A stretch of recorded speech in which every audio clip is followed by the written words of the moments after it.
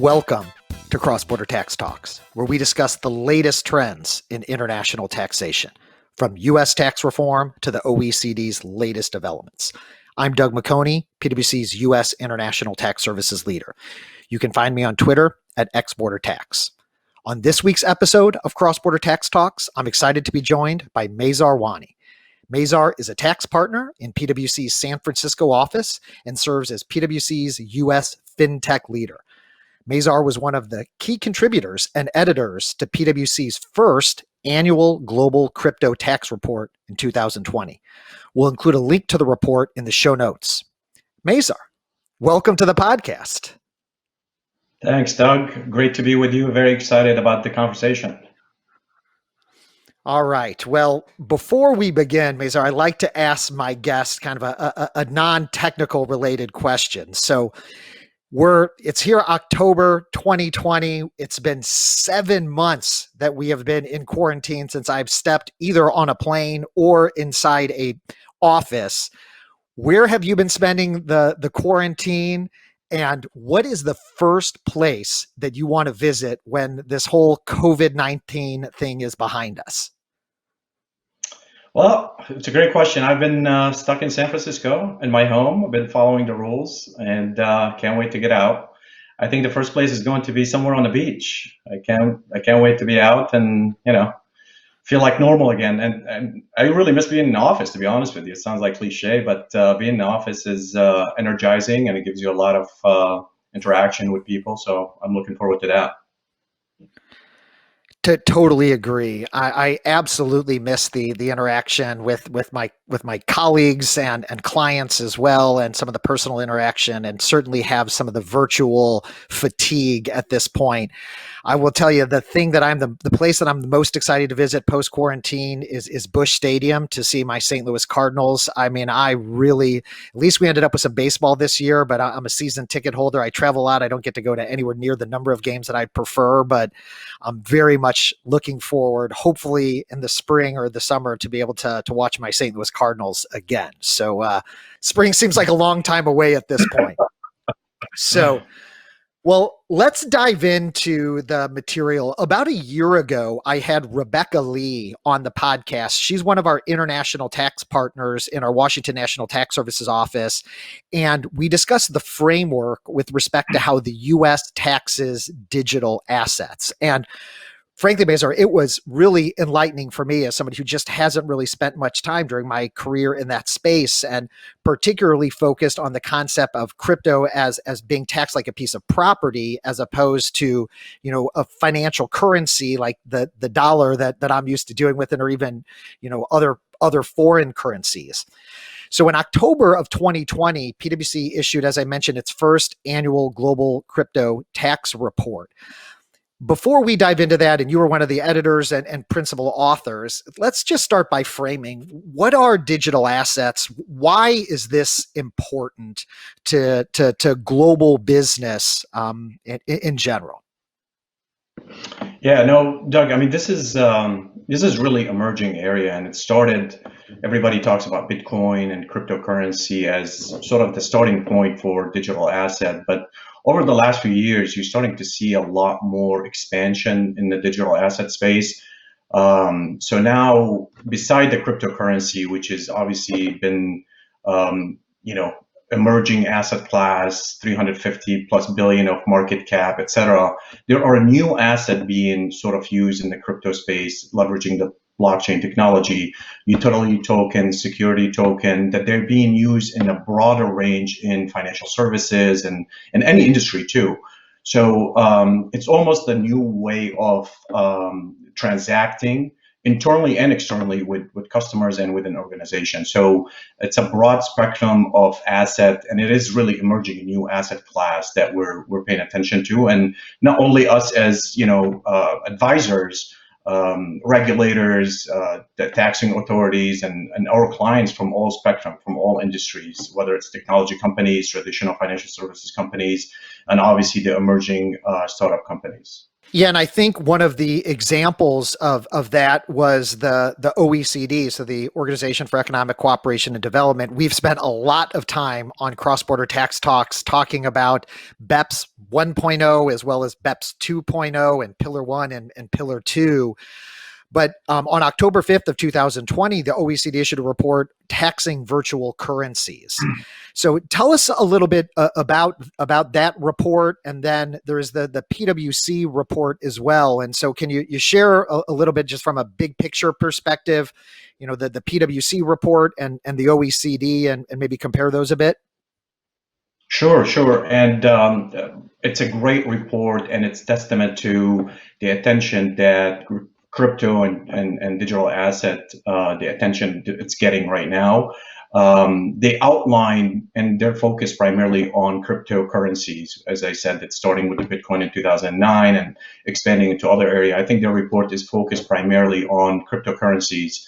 They've done a really nice job highlighting the life cycle of a crypto currencies from the date it's being, issued to the date to exchange, to the trading, to various aspects of the life cycle. And they covered various areas of taxation around direct tax and indirect tax, property tax, inheritance tax, a lot of different areas. And the report is really great in the sense that it shows a lot of divergence between countries, even within the EU and outside of the EU, within OECD countries. They surveyed 50 countries, and the input from these countries are just amazing. When you read the report, it's all over the place, inconsistencies and simplified ways to taxing this complicated, new, innovative assets. So that's the OECD report. Our report, which we issued before the OECD, and we collaborated with the OECD on our report as well. So thanks to the OECD for their contribution. We surveyed 30 countries only instead of 50. Those are the primary countries that we found to be really relevant in the space or issued some sort of guidance in the space. Our report was broader in the sense that we focus on not just cryptocurrencies. We looked at digital asset more broadly, as I said, in the utility tokens or security tokens and various type of innovative products that's being introduced in the market. But at the end, the conclusions or the recommendations or the observation from both reports are extremely similar, which is not surprising, but it highlights the need for more framework and more regulatory sort of attention to the space.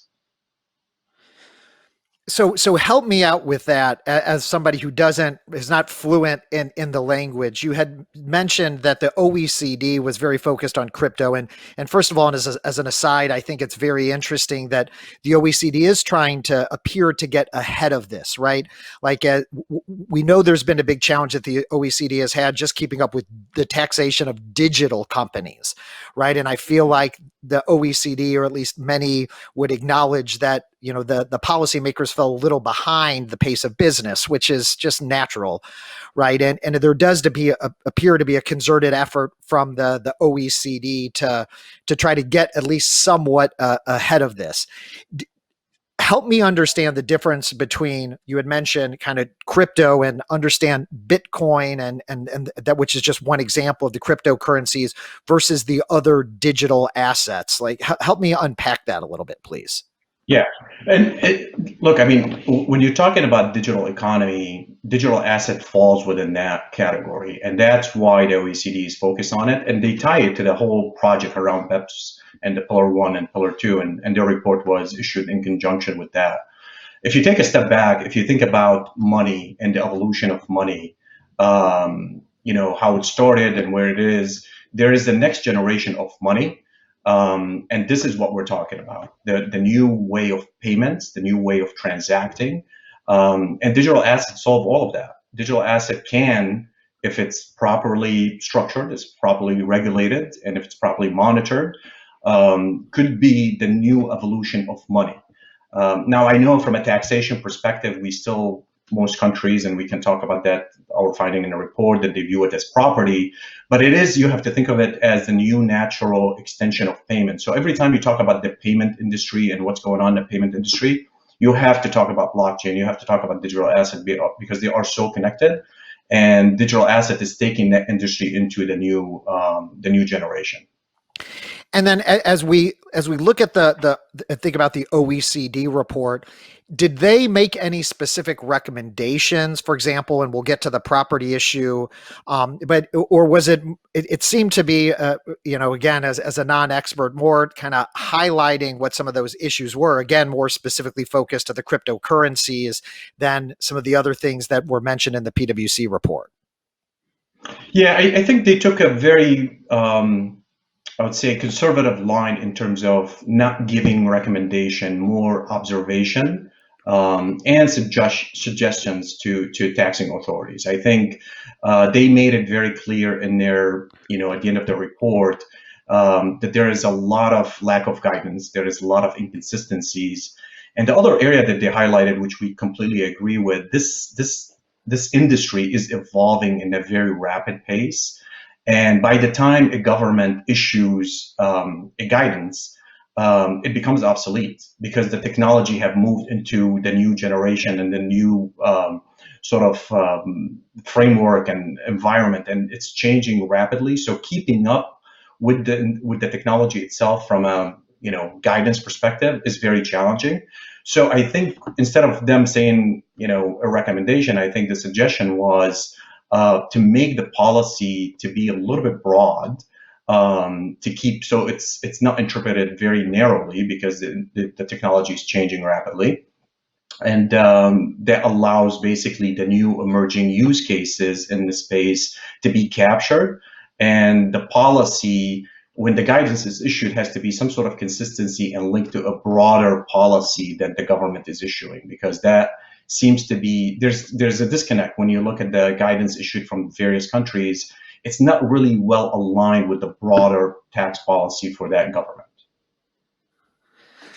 Yeah, and I mean, I appreciate that it is a challenge for policymakers and taxing authorities around the world that, this is just one of many just really, really dynamic areas. And so it almost begs for principle type rules that can deal with these emerging technologies. And we know as tax accountants and tax lawyers, none of us are really overly comfortable and don't really live in a world of principle type rules, right? We tend to have very specific rules on how things are treated, which means, to your point, it doesn't surprise me that stuff is antiquated by the time it gets out. And if we think about the US legislative process, how long that takes, and even the regulatory process as well, I can imagine it being a real challenge for policymakers. And the other competing area that we it takes into account, and it's not really highlighted in either reports, you've got other regulatory bodies also issuing guidance in a rapid speed. So the AICPA just issued guidance on digital asset very recently. The regulators are issuing a lot of guidance in this space. The OCC, the SEC, a lot of the government bodies are focused in this space, especially when it comes to new emerging technologies like stablecoins and the CBDCs and other emerging areas. So you almost have to take a step back and see how all these government bodies are interacting and framing a consistent policy to govern and make sure that these new technologies are being used properly. That is a great point. I tend to be so singularly focused on direct taxes, just given my background, that I sometimes need to be reminded of even indirect taxes, which we'll talk about, and then the accounting issues, and then regulatory issues. It's a fair point. It's not just obviously the tax policy makers. It is a whole combination of that group. It's a great point. So one of the things that I found very interesting about the survey that you helped lead was, of the 30 countries back in 2015, which is eternity in this space. It's actually eternity, I think, in today's day and age in any space. Holy cow, March seems like, ages ago when the quarantine started. But you had noted in the report that of the 30 countries that you had surveyed, 7 had guidance in 2015. And fast forward 5 years, in 2020, 23 countries had rules. who's leading the way in terms of guidance, and what, if anything, does it mean to those jurisdictions? Because I did find the list of jurisdictions pretty interesting with Yeah. respect to who's trying to take the lead on this. No, it's a great question, and trying not to isolate certain countries here. I think in the later years, you see more smaller jurisdictions are issuing guidance in this space. They're very interested in attracting these companies into their jurisdictions. They're competing for business, and they find the digital asset as a new emerging class and solution for a lot of the historic problem in the financial services industry to be the new wave, right? So I think they're issuing guidance because they want to be friendly to this new asset class. So that's one. And then the later, when we did the ranking of the countries, and just to be fair, we didn't rank the countries in terms of the sophistication of their guidance. We issued our ranking based on a number of criteria, whether they touched or issued guidance on the various aspects of the cryptocurrency and the digital asset more broadly. And that's why you see some of the countries that, you'll be kind of surprised to see them on the list. But some of these countries in the very top, like Malta and others, they have been the sort of de facto crypto players. And a lot of companies are, when they think about expanding internationally or setting up a company, they think about these jurisdictions because they are friendly to them. Which makes sense, right? And we see that in like the corporate law space is a great example of, well, why do I get quite, this is a common question from family, right? Like, why are all big US multinationals incorporated in Delaware? And no, it's not tax reasons. It's because they have good infrastructure of laws and, century plus of judicial precedent and certainty, right? Like what things that businesses and individuals want are as much certainty as possible. We talk a lot about that in the cross-border tax talks. And so those jurisdictions that have the most complex and developed rules, of course, presumably companies, individuals are going to flock to those countries so that they have certainty. And I did find the list pretty enlightening. And I think one of the things that it says, and we've talked about this in the context of other, particularly Pillar 1 and Pillar 2, one of the things it does tell me is that tax competition is alive and well, right? We talk about Pillar 1 and Pillar 2 in reallocating profits, and we talk about minimum taxes and the consolidated tax base at some point. But the fact is, countries are still competing for capital and for investment dollars. And I do find it interesting that, some of the relatively smaller countries by population, let's say, are high on the list of just the level of sophistication that they have in this area. And it doesn't surprise me, to your point, that they're attracting additional inbound investment in those territories, which seems to be policy if that's what the goal is. No, absolutely, absolutely. And there's a reason why there's something called Crypto Valley in Switzerland, right? So they're replicating the Silicon Valley of the Bay Area here. Let's shift a little to how regulators and what we're are treating these assets and the taxation of these assets. What are some of the trends that you're seeing across the globe in drafting rules to deal with this new paradigm? And let's start with gains and losses, because I also want to talk about staking and DeFi. But before we get there, kind of baby steps for me. And again, we spent a bunch of time with Rebecca Lee talking about the U.S. tax characterization of this as property. But what are you seeing with respect to trends across the globe and outside the U.S.? Yeah, and tying this back to the conversation you had with Rebecca, I mean, the first point of discussion here, it's the characterization of these digital assets, right? And again, from a cryptocurrency perspective, broadly speaking, it seems like most countries are treating these as property. When you are treating this as property, then you're going to recognize losses upon dispositions and upon receiving the cryptocurrency in the mining spaces, whatnot.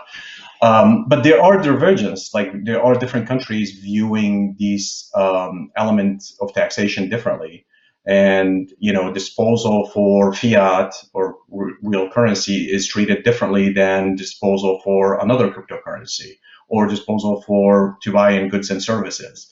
Broadly speaking, I think everybody is trying to take the position it is property. Other countries have taken, some minority of countries, I would say, taken position that it's a commodity, it's some sort of financial asset of its own.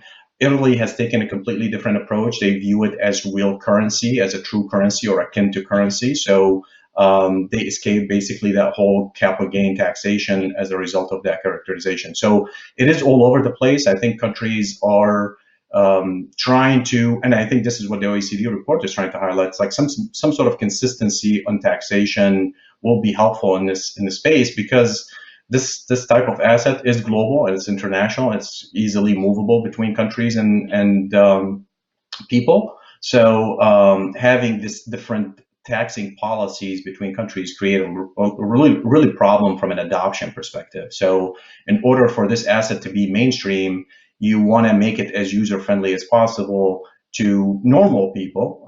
I think there is a separate taxation happening for businesses and traders that they are in a real business of making money out of crypto. And that is very consistently sort of applying true taxation, and you pay normal corporate tax rate, etc. I think it's for the individuals that they're using the crypto for their own capacity, for personal capacity, or even minor trading. The taxation element with some of these policies is a little bit harsh and prevents sort of adoption at a mass scale. Right. And just to remind folks that the concept of this being property, right, means that anytime I say anytime, if you're making an exchange of that property, then in most countries that are going to treat it as property, that becomes a taxable event, right? So then the question is, well, what is your gain in that respective asset? How do you determine what your tax basis is, to use a US term?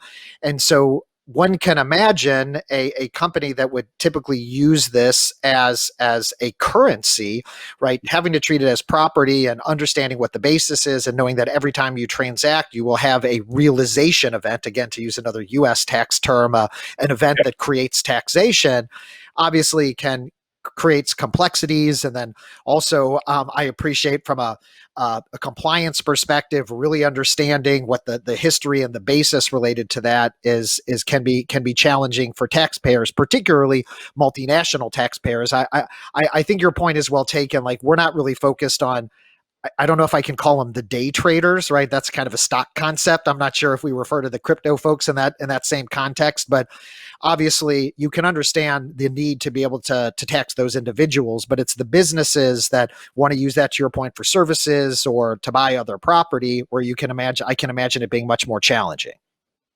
Yeah, no, exactly. And in certain countries, you can use, cryptocurrency to buy and sell goods, right? So, if you think about every time you're trying to buy a pizza or a cup of coffee, you have to calculate the gain or loss. Just imagine the complexity and the tracking and the reporting associated with that. So again, back to my comment about adoption, it really creates some sort of problem for a mass adoption with treating it as just pure property in all contexts, right? I can totally see the taxation with a business sort of framework, but when it comes to individuals, some sort of relief will be helpful. And back to my comment earlier about the different exchanges. So when countries are viewing exchange between crypto to crypto, like for example France, they don't tax you on that, but they tax you when you do an exchange between crypto and fiat.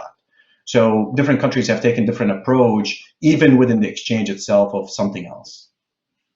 Interesting. And just like anytime we have different or inconsistencies in the law like that, it just means more headaches or just more complexity for those taxpayers to try to comply with those rules, right? And we see that a lot in the US tax system, not necessarily related to crypto. It's just the more different elements that you put into taxing effectively the same thing, it's more difficult for taxpayers to comply. So a couple other things that I wanted to talk about are terms that don't mean much to me, but help me understand. Staking, which I think is the new mining, which has nothing to do with minerals and taking things out of the ground. It's mining, and then DeFi. Let's start with staking. What is that, and what trends are we seeing from a tax perspective around the globe with respect to staking? Yeah, I mean, so when the major cryptocurrencies started, like Bitcoin and Ethereum, the way to validate transaction on a blockchain is through through proof of work, and that's what the miners do. And every time they do the mining, they earn basically cryptocurrency, and there's a taxation associated with that, depending on the jurisdiction. Some countries don't tax you immediately on the mining, they tax you when actually you dispose of the asset. So that's mining, and it's evolved now into the proof of staking. Proof of staking is a new way to validate the transaction on the blockchain, and it requires I'm going to call them the miner or the stakers here, to actually use their own currency. So you have to be part of the ecosystem, and you have to have your own sort of ownership of the tokens that being validated. So there's something at stake. That's what the name is coming from. There's something that Hmm. the stakers are having into the platform. And it's viewed differently if you think about it from a taxation policy, it's a little bit different because now there is a little bit more connection to what's happening because you're putting your own assets and you're earning the staking token, or it could be a fee, or it could be a combination. When you earn that, is that really truly an ordinary income, or is it return on capital of some sort, right? So that's where the distinction in taxation policy come into play, and whether that income is ordinary versus capital in nature. And you see countries like in Europe, they have different approach to this. All right. Well, another one then is DeFi, so Yeah. decentralized finance. Well, what does that mean, and how are countries approaching the taxation of that? So this is, and it's been highlighted in the OECD report and our report as well. I think this is 2020 is probably going to be called the year of DeFi for many reasons. It's starting to explode. If you think about it, Doug, it's the new financial services. So instead of having going to a bank and going to a financial institution to do a lending transaction, to do an exchange, these DeFi application is basically replacing and eliminating the intermediaries. So leveraging the blockchain and the smart contracts and the digital asset to basically eliminate the entire sort of financial services function and having it all on the blockchain and being sort of handled, online, if you will. There's a lot of use cases in this space. Some of it is really, really cool. Some of it is, questionable. I think a lot of governments are taking attention to it now just because of the valuation. The amount of money is going into that space is exploding. But in a very simple term, I mean, when you start to own more digital assets and cryptocurrencies, these applications are allowing you to do something with that digital asset, so you can earn money or do something with it. And what these DeFi applications are trying to solve for. And some of them are very unique, and some of them are very, you got to be very careful of what you invest in. But they're hot, they're emerging. A lot of governments are taking attention to it, and honestly, in that space, I would say probably there's no guidance at all from any country. Can you give me an example of? You had said that there are, some more common examples, and then some. Can you give me an example of a DeFi? Yeah, so Maker and DAO, those are the biggest probably DeFi out there. It allows you basically to borrow and lend using your cryptocurrency, and you earn basically a return on it, right? So it's almost like you can make money off of your digital asset using this DeFi application. Got it. So, I mean, really kind of treating it like real money, right? Like, gives you the Yep, opportunity to exactly. start to really, Yep. really make it play kind of at the same level of, we think, of dollars or whatever other foreign currency we might be dealing with.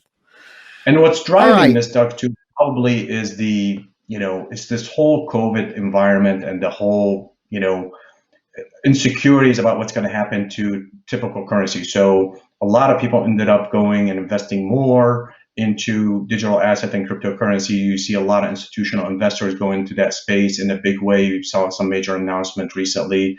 A lot of companies are actually putting money into, Bitcoin as an investment.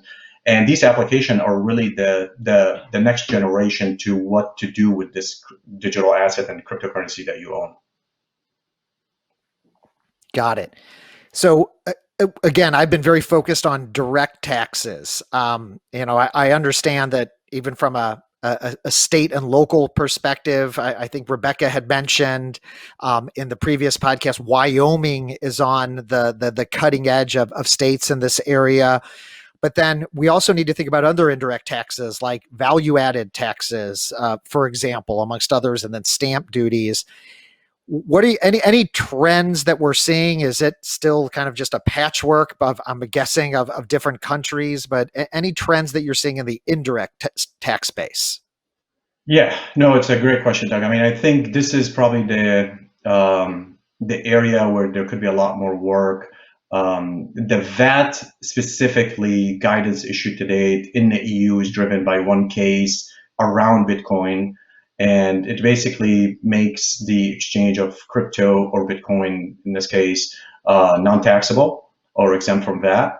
But there's a lot of areas that case and the tax policy around digital asset is not being addressed from an indirect tax perspective, especially the back work that happens from an exchanges and the back office and everything else to the new emerging digital assets like utility token and security tokens and all of that.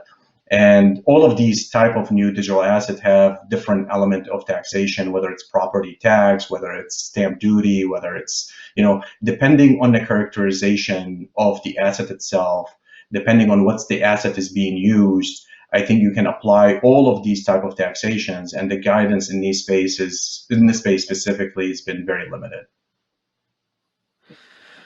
All right. Well, we're almost out of time here. Maybe as a last question, what recommendations would you have for taxpayers in fintech, or even outside of fintech that are looking to get into this area for a number of, whether it might be investment or just as an alternative currency? What recommendations do you have for those that are looking at this space? Well, I mean, it's a tricky question. I think my recommendation is to assume that there is some level of taxation or some sort of compliance that you have to do when you're dealing with digital asset broadly in general. So if you're touching this asset, just be mindful of a lot of different complexities around taxation that you should take into account. And the enforcement policies or the enforcement that the governments have been putting out till today, it's been on the taxpayer themselves. So the guidance is limited. In most cases, it's not authoritative, and the compliance burden is on the taxpayer. So taxpayers really have to take this into account and make sure that they're following, asking for the right advice and seeking the right counsel. Well, thank you.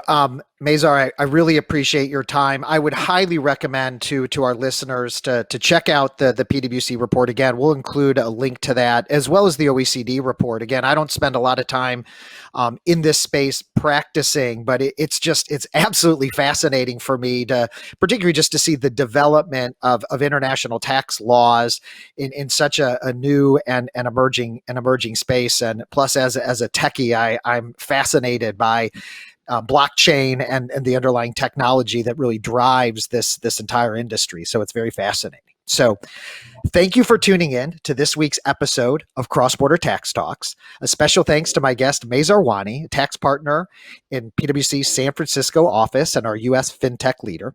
I'm Doug McHoney, PwC's International Tax Services leader. Stay tuned in 2 weeks for another exciting edition of Cross Border Tax Talks.